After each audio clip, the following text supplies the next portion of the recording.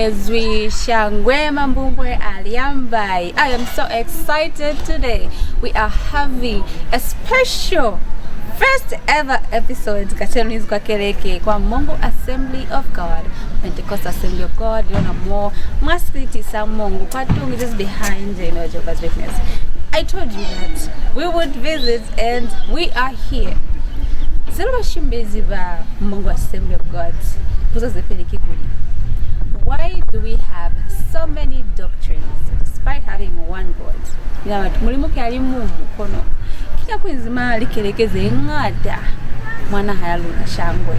Does that mean the Christian community is not united? Let's get to the second question. What is the role of the church in shaping the moral compass of our communities? Still with us, Fatukiso ya Linzwi La Mina, as we have this conversation, as we get to find out why we have so many doctrines and what is the role of the church. Kwanu kwa Mungu Assembly of God. Mama skit sa Mungu and Shangwe. Amveniluna kino Mina nchimonya siaminwe Shangwe.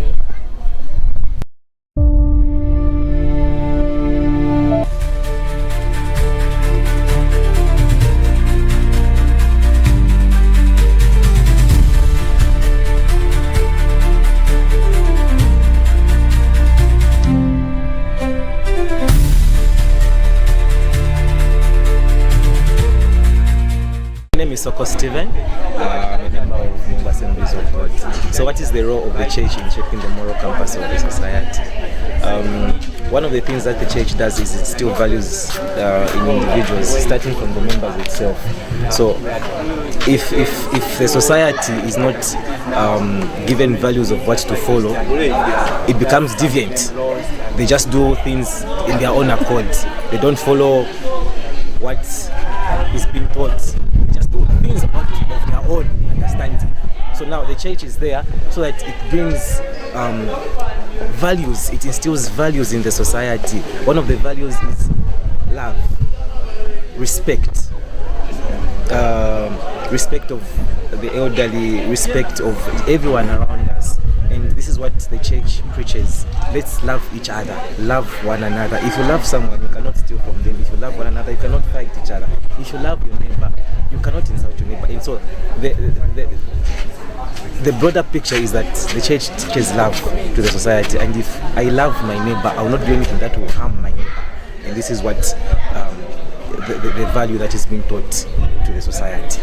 There are lots of values that are being taught, but I'll just put upon love, because love covers everything. If I love you, I will not do you harm at all. And so the society is safe at all. We love each other.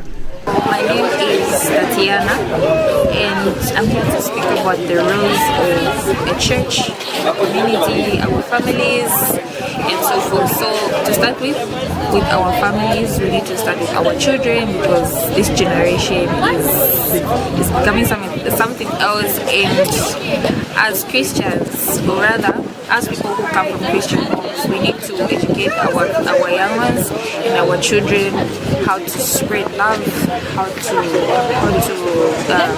spread joy, and just how to love one another. Even as they grow, even as they go outside, they need to know how to handle, or rather how to love each other as kids.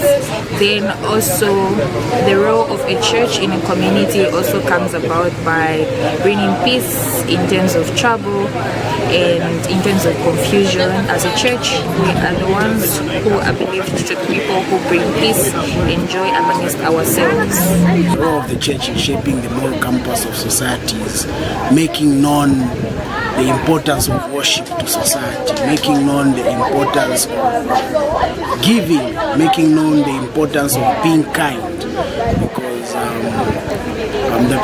I'm reminded of a verse in the Bible where Jesus once mentioned that I was once sick and you didn't come and visit me. I was once in prison and you did not visit me. So what he meant there was, as Christians, we need to be able to take matters into our own hands. We need to be able to feed the hungry. We need to be able to clothe the poor and just show love. Because once we demonstrate love to the society, once we demonstrate a voice of hope a voice of righteousness, the society will be able to follow suit if we as the church are deliberate in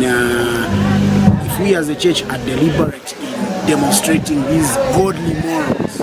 We have a great commission by our Lord Jesus, where he told us to go and make disciples of all nations. So we need to guide the society in the way of the Lord, in the values of our society, how they should live, how they should take care of themselves. Again, at the church, we have a duty to save one another. We need to be there for each other. We need to be there to guide one another, so that all of us will become responsible citizens who are accountable for our acts and our duties. So as a church, we are a mirror to our society. Whatever we do should reflect our Lord Jesus. Like Paul said, imitate me as I imitate Christ. So as a church, we have a duty to guide, to teach others about God and the way of life, that they should be responsible, they should behave well, they should be accountable, they should be a brother's keeper. Preach a word to them, that to help them transform their character and attitude. Yes, apart from that, you can also help them in terms of need. When they need of something, you are there for them, so that will help shape the character of the community. Yes, as Christians, we have been given the mandate to share the gospel, and as we know, the gospel is the good news of Christ. So what I personally believe is the good news, or the gospel itself, if it's shared to the community, it has its own way of bringing order and peace to each and everyone who hasn't heard it yet. So that's what I can say. Banana bautoze banzaba kwa chechi nzaba babula abashemba bona bakone kuzundwela nasike bayiza mahani balatereleze bula Bible nzaba baluta bashemba bona bakone kuliteleza ni kwa chechi bayize placards zeba kutazwa kwa chechi ni kwa mandu basike bayiza bashemba bona mahani petopilo babona mukabande. With so much more decay, because we've got different ethnicity, we've got different people coming in and out of the country, and then we tend to get people's cultures, and we forget our culture. And as a church, we try and uphold what the Bible says, and in making sure that we groom up a community which is well shaped. We follow the principles of the Bible, because the Bible is, as we are children, we are told to say we should see the company that we're keeping. So for example, we encourage our parents, even as children are growing up, if you bring them to church, they will know the truth, because the Bible says train up a child in the way they should grow.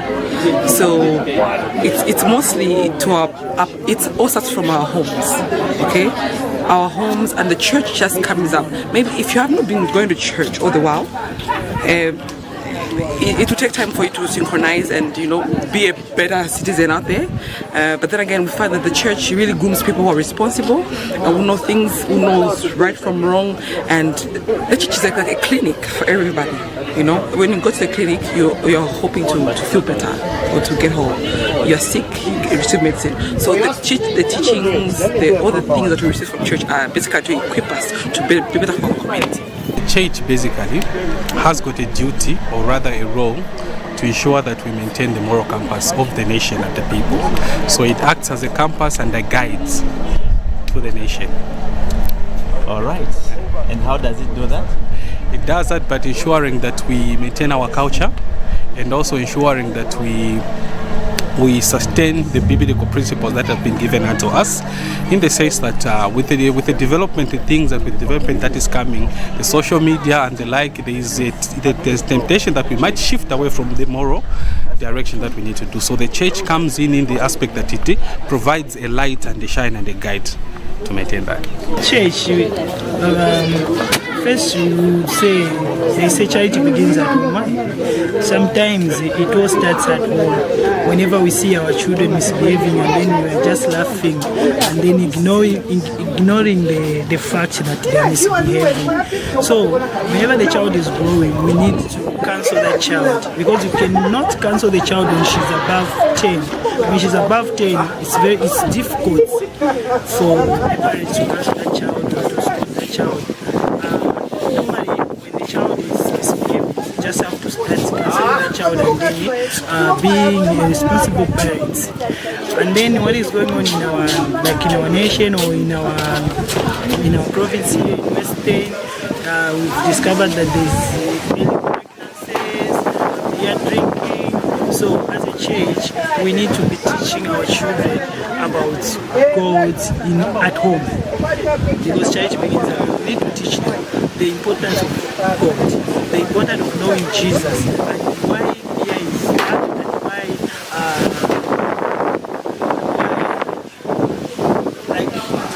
you tell them the truth about the consequences of drinking beer, the consequences of sleeping around us for the girl child.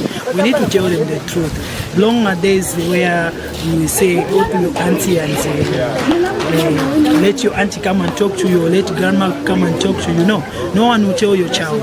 The auntie can be jealous of your child. You, the mother and the parents, and the church, we need to come together as parents and the church to educate our children about Jesus and about truth of the earth, because we blame our parents sometimes. Like for us who have grown already, we blame our parents that they didn't tell us the truth. So what they didn't tell us, we need to tell the children now. That's why I always appreciate the teachers now, what they are doing at school. They are starting to teach them about many things in grade 3, grade 4. Hi people, my name is Joe Mashomlenga Jr. To answer the question, I think the church plays a huge role in shaping the morals of the society. Me being a person who's been in the church, like from the time I grew up till now, I mean, I'm still growing. I think those morals are still speaking for me. So, you know, the more we are getting to hear the teachings of our Lord and Savior Jesus Christ about maybe, for example, love and stuff, you know, we get to live by that and show that to other people. So I think the church plays a huge role in doing that. Thank you. Is the church doing enough? Well, it depends. I think we can do better as a church, and also, but so far it's doing what it can. But it's also people involved also need to have a responsibility to play in terms of allowing the church to minister to them in that regard. Mr. Parents tera kutenga jabana bantu nokapusa muvalira kuti ivi simamene ufuna kuvalira so mwana mkazi naye kupusa mumba mulungu. The church has a very big role to play in society, in a town, a city like Mongu, because you understand that there's a lot that is going on, and the church, this is where it's needed mostly to come in and maintain peace and offer lessons that even our young men and women, youths, teens needs to acquire from us. So this is where you find that the church needs to come in and pray that big law and make sure that there is peace everywhere. I think the best way to do that is to go back to the basics and learn how to love each other without judging, without making others feel like they're more sinners than us. And I think the church should be more practical in terms of understanding that, you know, sometimes the church has placed standards whereby sometimes the church feels like they are more on Jesus' side than the sinners, but I think we should break that bridge and make everyone feel loved and feel seen by Jesus, and let them know that Jesus is the reason why he died for them to be redeemed, and there's still hope. The church can, you know, just have a big heart for everyone and accommodate everyone. Preach Jesus, the love of God. My name is Mark Kawana Mabuku from Tabernacle of David, Springs of Worship Choir. All right. What is the role of the church in shaping the moral compass of society? The church has a big role to play I'll give you an example. I grew up from a Sunday school. So when I was growing up, my mother always took me to attend Sunday school, and that's where I learned the basics of Christianity, giving, faith, and all these other basic things that a Christian needs to grow and learn. So I feel like the church needs to infiltrate the communities in teaching the Word of God.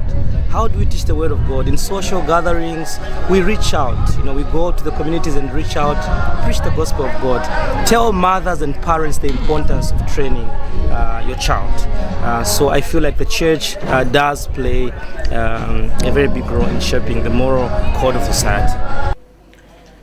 Well, this is a great honor to be featured by Bulozi TV, and thank you for according this opportunity to address the issue of the church in its role of being a moral campus. So it's like the question is, how can the church sustain morality and be an authentic, I would use the word authentic in this regard, authentic guide.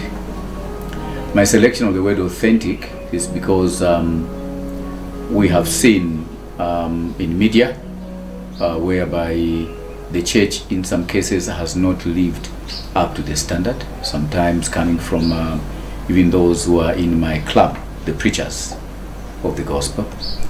And so we do see those. Well, it's not a strange thing, because from time to time we have seen that within the church itself, people have failed God in a way, both pulpit and pew. Why is it so? It's because man is just mortal and salvation is by grace. Those very happenings prove to us that man can't save himself. The prophet Isaiah says, "Woe unto me, for I was conceived and born in sin." The Apostle Paul in Romans chapter 7 talks about, when I want to do what is right, I find myself doing something wrong. Then I say to myself, "Woe unto me, for I am condemned, I'm damned." But he puts a caveat. He says, "But thank God for Jesus Christ." So dwelling on the thank God for Jesus Christ is the fact that salvation is by grace. Salvation is by God's own mercy towards mankind. So both pulpit and pew are subjects of the mercy of God. That being the case, still God brings out another dimension. He says when he went on high, that's Jesus Christ, he gave gifts to men. First he called apostles, prophets, evangelists, pastors and teachers for the perfecting or for the edifying of the body of Christ. Then Paul says, those who are teachers of the word must be very careful that they don't become condemned themselves. Meaning that morality is still upheld highly by God. And much more those who are going to stand before others to teach this sacred word of God. So how can the church be? Number one, revisit the basics of our faith.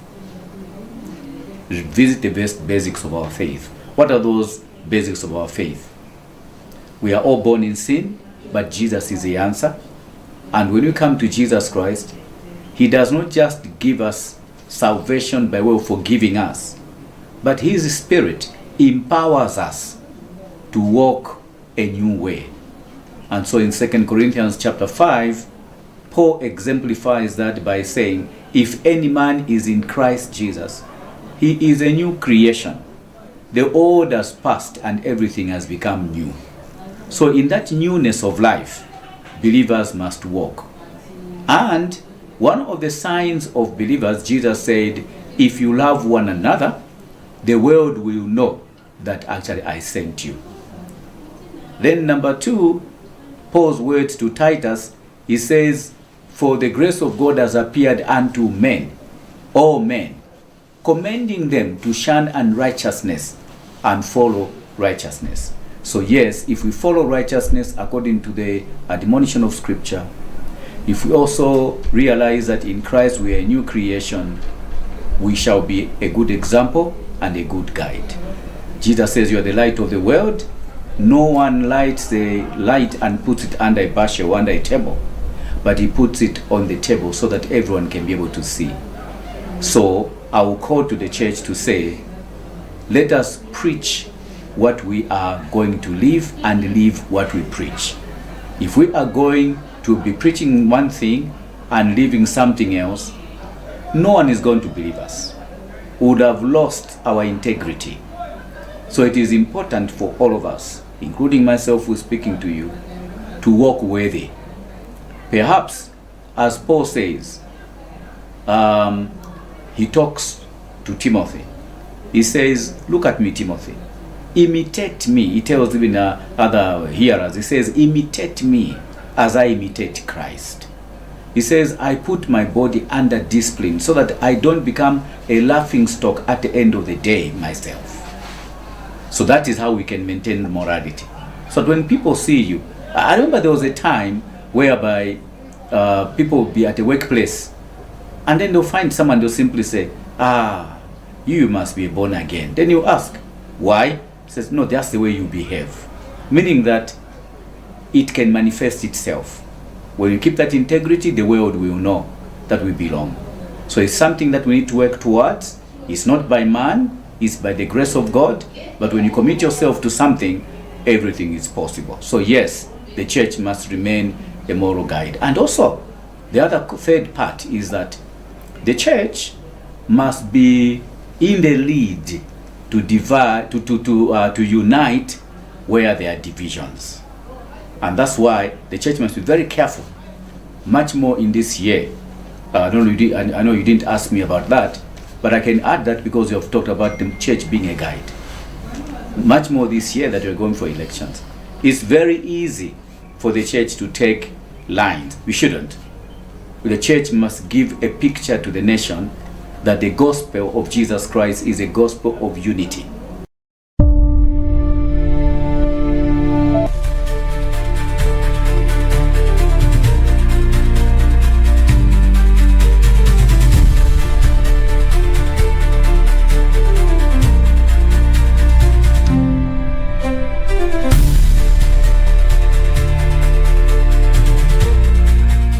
Take you back, I think, in the history of Christianity. You find that the battle has not just begun now. It started a long time ago, way back, like maybe 2,000 years ago, where you find that Elijah and other prophets were having battles just to recognize who's the true God. So we've just found ourselves at the middle of the same battle that we have. Even in our time, we find that we know that we only have one God whom we are supposed to serve as Christians, but within that same thing that we've been having, we have in our midst, we have conflict, confusion, just to, where darkness, where light is, darkness also wants to fuse in. You get my point. So it is just a matter of preaching the true gospel of God and making people know to say we only have one God. But despite having many doctrines, we should know which doctrine I'm supposed to follow as a believer. So if you are a believer, you know which doctrine you're supposed to follow. I think that way. Yeah, sure. All right. Sure. Just a follow-up question. Okay. Does having many doctrines divide us as Christians, or does it unite us? No, it doesn't unite us, because at the end of the day, if we have one doctrine, you understand that there will be no division. The reason why we have division is because we have so many doctrines, and other doctrines, they are in a long way. They are taking children of God in a very, very long direction. But if we follow the true gospel of God, believe you me, we'll have peace in the land, we'll have peace in the church. But the reason why we have so many doctrines is because others want to come with this teaching, this one has to come with this teaching, but at the end of the day we are confusing the children of God and we're not leading people to Christ. But all in all, we should have one doctrine that leads God, that leads children of God to Him alone. What has led to that? It's the different It's the way we interpret our Bible or the theology. Each custom, each society, each groupings have the way they interpret the Bible. But to some extent, it's the independency or the selfishness of man, where everyone wants to be independent from this one, wants to be independent from the other person. But all in all, this has been brought because of the way we interpret the Bible, the different in theological interpretation that has led to these, what should I call, many churches. We have many doctrines because obviously churches are normally born through different visions or through different encounters that people get to have. But I believe the message that shouldn't be changed, or well, anything that shouldn't involve doctrinal issues has to be with salvation and all those things. Otherwise, doctrinal issues will be there, but it's also important to just like counter-check with whatever you are being fed, I believe, because the Lord encourages us actually to read the Bible and stuff on our own. So, yeah. Alright, so does that mean that we are not united, or does different doctrines unite us or they divide us? Well, if we're looking at the Pentecostal setting, or I feel like as Pentecostals, we are united somehow in our doctrine because we believe in almost similar things, you know. But when you look at other churches, maybe like, you know, from a different setting, maybe for them, maybe they don't believe that Jesus is God. Some will just say Jesus is the Son of God, you know what I mean?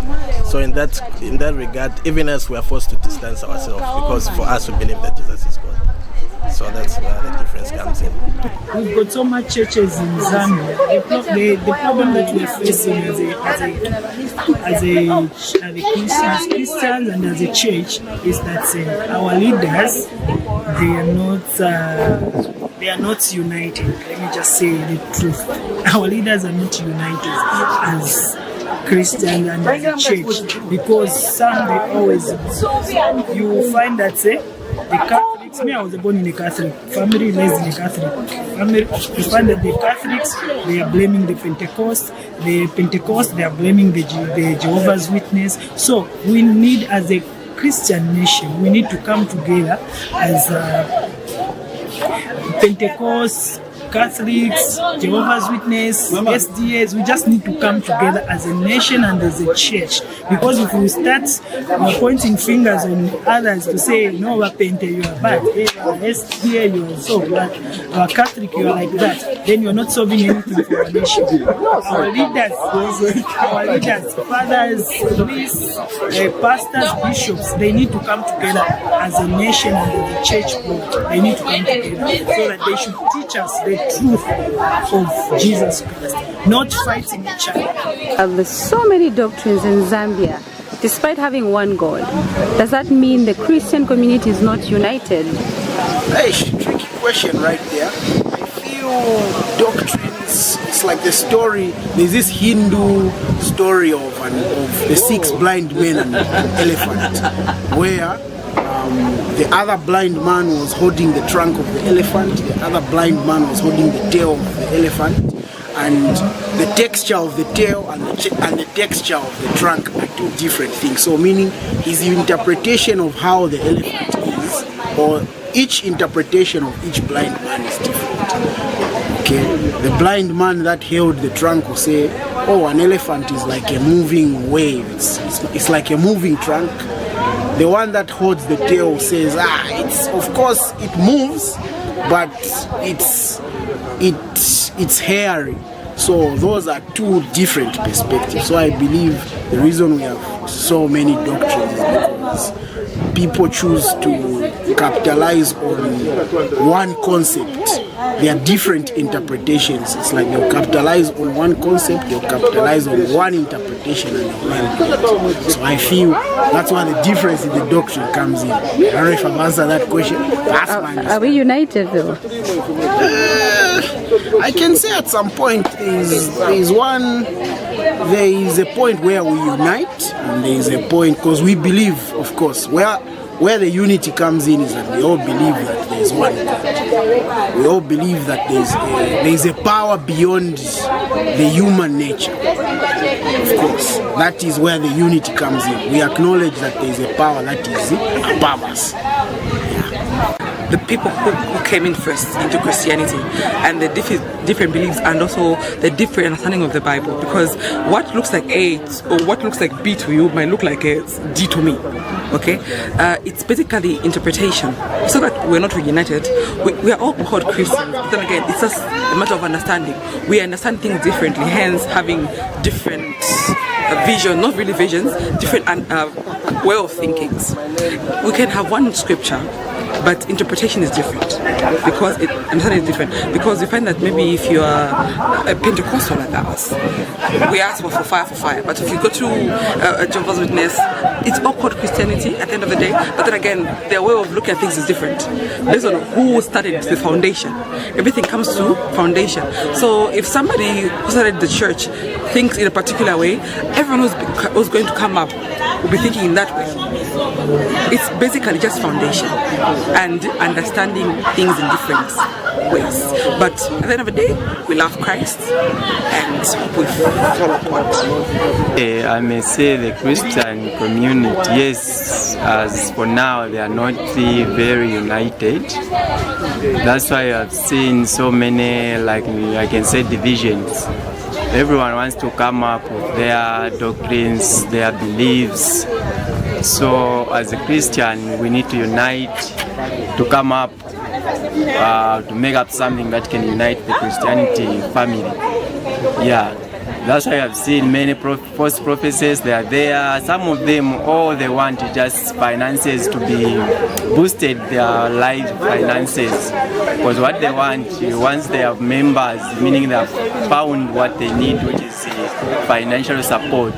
So you find that in the community there are so many people coming to say, no, I'm a prophet, no, I'm what? Those are not really prophets, because Christianity has divided itself. I think that's what I can say. We need to unite as Christianity to perform that the way it was way back. We had few churches, few doctrines, but as it is now, there are so many beliefs. That's why Christians, they have just some of them lost and so forth. Having too many doctrines, it's a sign that shows that we are not united as Christians. Because if I can say that way back in the ministry of Jesus Christ and the apostles, there was only one doctrine, which was the gospel of Jesus Christ. That was the message. But nowadays, you find that there are so many different kind of doctrines that are coming up. So this simply shows that we are not in unity as Christians. No, I don't think the Christian community is united. And I think that's one of the reasons why we are unable to reach to the community, because they can see how we as the body of Christ are not united. And I think we should also break that bridge and be one family, be one body of Christ, and preach love to the people out there. The Christian community is united.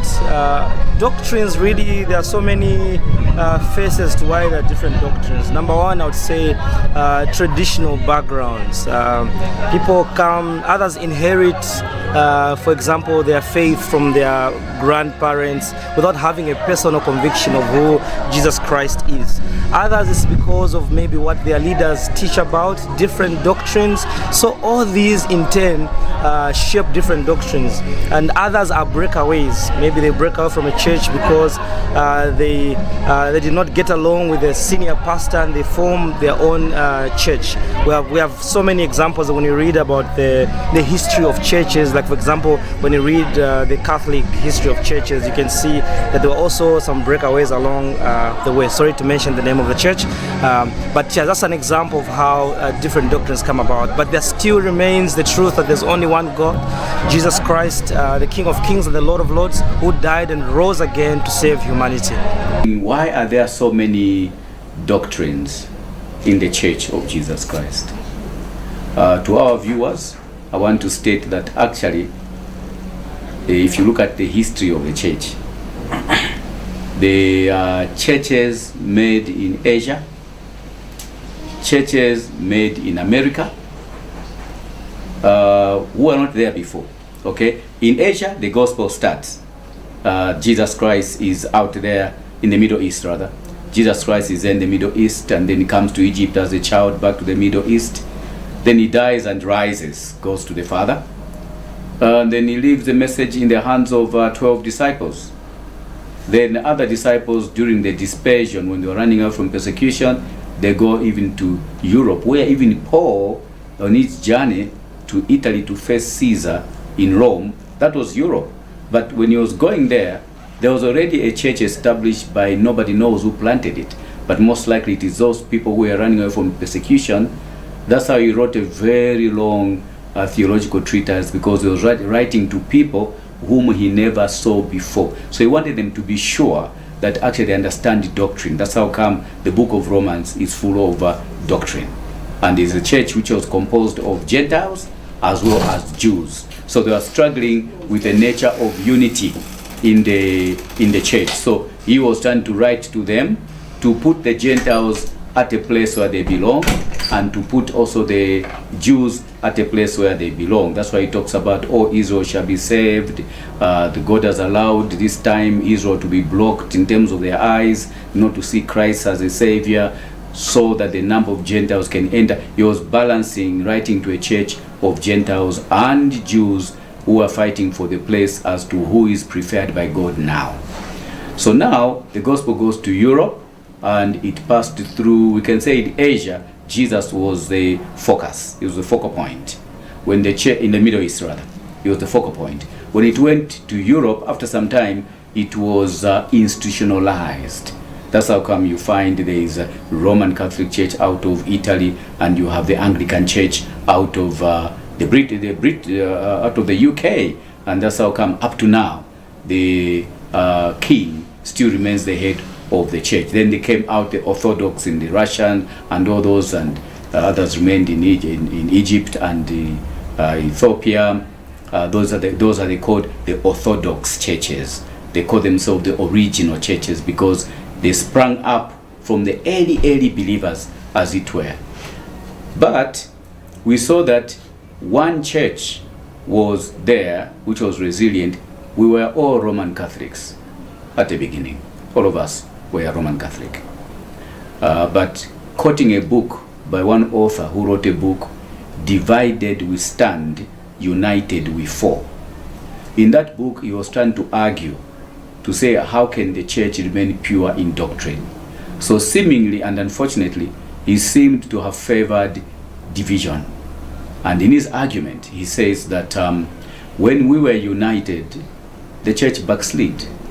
The Roman Catholic began to emphasize other things. That's how come the crosses being worshipped was there. If you remember the building of St. Peter's Square, there was the selling of pieces of wood which came from the cross of Christ. But if you put all those pieces they sold, it would be a forest. But they were trying to raise funds for building the square in the Vatican and all that. So then Martin Luther comes up and he said this is false doctrine. That's how the Reformation came, because he argued that salvation is by faith only, not works, not buying pieces of wood, no. So by that Reformation, that was the beginning of the breaking up of doctrines. Otherwise, in the initial, it was one doctrine, but we collapsed under one, because now you have the worship of Mary, you have the other things and so forth. So consequently, others argue that divided we stand. But to what extent is that true? I think it's a yes and no. Jesus spoke about unity. But was that unity in terms of doctrine? Or could we say Jesus never saw us dividing on doctrinal lines? But I would say that other doctrines came up, and then the church left Europe through the French Huguenots, who went actually to look for new land, running away from the control of the kings. That's why in America they don't want the name king. They don't want anything to do. They want liberty totally, because they ran away from the control of the kings. And so there other churches were born. Jehovah's Witness is made in America.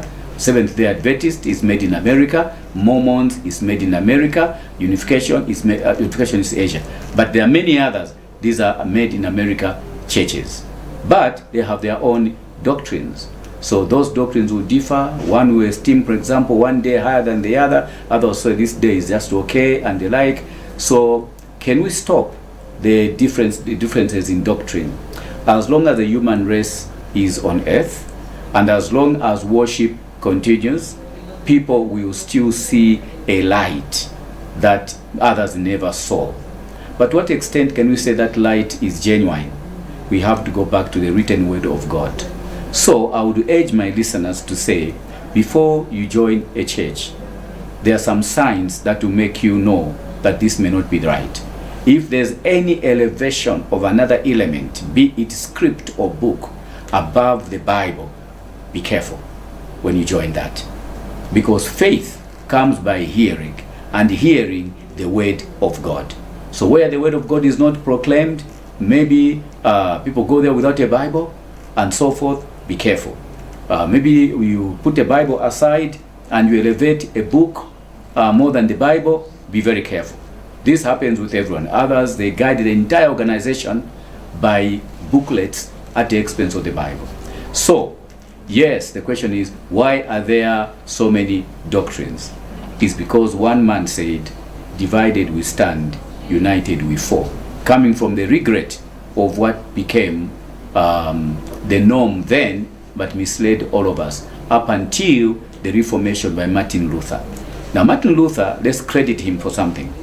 Because of Martin Luther, other churches were born, Baptist, SDS and the like and so forth. Later on, Lutheran Church itself in Germany and the like, those reformers, Zwingli, John Calvin, Martin Luther, and all those. They, Arminius, all those, they helped to shape up what we have today as the doctrine. So look for sound doctrine. The basic interpretation of what sound doctrine is basically these things I'm going to mention. Number one, salvation must be proclaimed that it is only obtained through faith in the Lord Jesus Christ, who was born through the Virgin Mary, suffered on the cross, died, was buried, and on the third day he rose from the dead and is coming back for his own people. That is a summary of sound doctrine. If anything comes in between to say you need to have another thing for you to do to be saved, no, it can't work. Because it's very clear in the book of Ephesians to say we are saved by grace, not of works. This is the mercy of God which is shown to man. So that's a summary of what I can say as to why there are many doctrines and why we must be very careful before we follow. We must look at sound doctrine, which is exemplified in what I've just mentioned. Thank you. It's a joy to have this opportunity to speak about the unity of the faith and also concerning doctrines. We'll be very careful in choosing where you go, because it's the only thing that you can do on earth that determines your destiny. You can end up in a wrong place at the end of the day and get shocked, because lostness, you can be sincere but very lost. That's how come the word of God itself must be premium and not a literature written by anybody. In fact, even those who do devotion, I would warn them. There are good books like Rhapsody of Reality. Don't replace it with don't replace your personal Bible reading and study with some devotion from an individual. You shouldn't. You must seek God yourself. You shall find him in the word. It is important.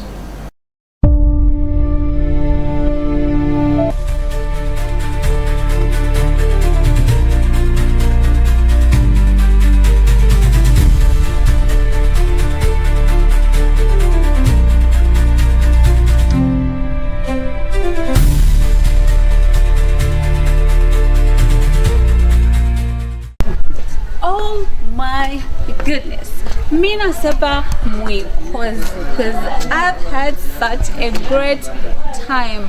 Komungu Assembly of God, Pentecost Assembly of God, Maskitsa Mungu, Mwikozi, Mina Seba Mwikozi, Mina Sapili, Nimera Kufisa Witumelo Shankwa Keleke ya Mungu Assembly of God, Itumela Kwa Baitelika Ofela Shangwe, Mwezi Hande. We thank you so much, Baunga Ongiva. balika kaufera kuti lutahilwe kamota nisichaba kwanu members of the church. Mina sepa imyamu Kozi and Shangwe, thank you so much for making this possible. Bishop Silwamba, Mrs. Silwamba, thank you also, to everybody that has just put in their voice. Thank you so much. Kumina kaofela shango babeze participate mu bulezi kakulikiswano lya Mina. Kulimanzwa Mina autwa hale. This one was like our first ever episode that we come to the church. Hangatalo yanga mama communities no mali lalanda. Kachana no tie kwa kereke. Kana moyibela lezi. We have to hear, different voices from different places, because that's what we are all about. We'll batakutaliza la Mina kuti muambola fanyi and shangwe. So kino Mina nchimonya siaminwe batakufisa witume shangwe kuba manjinena balunda bo Bruce Mipihi Masalela Stroke, my director. Thank you so much. And on behalf of the entire Bulozi TV production crew, thank you so much. And to you who always follow us on our social media platforms, on Facebook, TikTok, YouTube. We even have a WhatsApp channel. Thank you so much. Get interactive with us because we'd like to hear from you. It is our joy because you are already the Bulozi TV family. Big ups to you all. VIP. Should we get into the next session? I feel like getting to the next session. Don't worry about it. Linzwi La Mina is coming back to your screens next week. It always comes every Tuesdays around 21 hours. You can't afford to miss this, but hey, don't worry. You're already looking at me. You're already giving me a sad look. I'll be back in the next episode. Stay blessed. Bye-bye.